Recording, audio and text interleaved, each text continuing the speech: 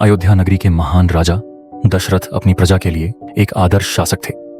उनकी ख्याति इंद्र और कुबेर जैसे देवताओं तक फैली हुई थी, परंतु एक दुख उनके हृदय में छिपा था। उन्हें कोई पुत्र रत्न प्राप्त नहीं हुआ था जो उनके बाद राज सिंहासन संभाल सके।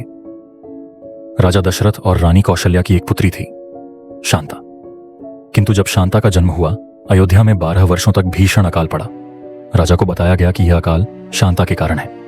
कर्तव्यपरायण दशरथ ने अपनी पुत्री को अपनी बहन वर्षणी अंगदेश की रानी को सौंप दिया ताकि प्रजा का कल्याण हो। शांता वहीं पली बढ़ी, परंतु दशरथ का मन हमेशा पुत्र की कामना करता रहा। इधर देवलोक में देवता चिंतित थे।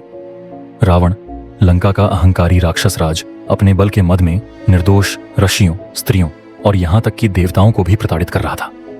उसे ब्रह्मा जी का वरदान प्राप्त था कि कोई देवता, दानव या यक्ष उसका वध नहीं कर सकता। देवताओं ने ब्रह्मा जी से प्रार्थना की, तब उन्होंने रहस्य बताया। रावण ने मनुष्यों का नाम लेना भूल गया। केवल एक मानव ही उसका अंत कर सकता है।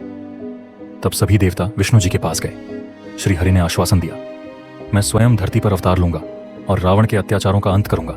मैं राजा दशरथ के पुत्र के रूप में जन्म लूंगा। उसी समय दशरथ पुत्र कामेष्टि यज्ञ कर रहे थे।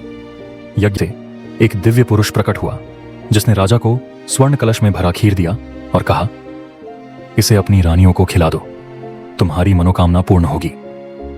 राजा ने आधा खीर कौशल्या को, बाकी का आधा सुमित्रा की अग्नि को और शेष का आधा कैकेयी को दिया। फिर बचा हुआ भाग सुमित्रा ने पुनः पी लिया। कुछ समय बाद तीनों रानियों ने पुत्रों को जन्म दिया। चैत्र शुक्ल नवमी के दिन कौशल्या के गर्भ से श्री राम का जन्म हुआ। उनका श्यामल शरीर, करुणामय नयन और दिव्य तेज सभी को मोहित कर देता था। कैकेयी ने भरत को जन्म दिया। सुमित्रा के 2 पुत्र हुए, लक्ष्मण और शत्रुघ्न, क्योंकि उन्होंने खीर 2 बार ग्रहण की थी। जब राम प्रकट हुए तो आकाश से पुष्प वर्षा हुई, देवदुंदुभी बजने लगी और सारा संसार आनंदित हो उठा। मर्यादा पुरुषोत्तम राम के जन्मोत्सव को ही हम राम नवमी के रूप में मनाते हैं। राम का चरित्र केवल एक कथा नहीं, वह मानवता के लिए आदर्श जीवन का दीपस्तंभ है।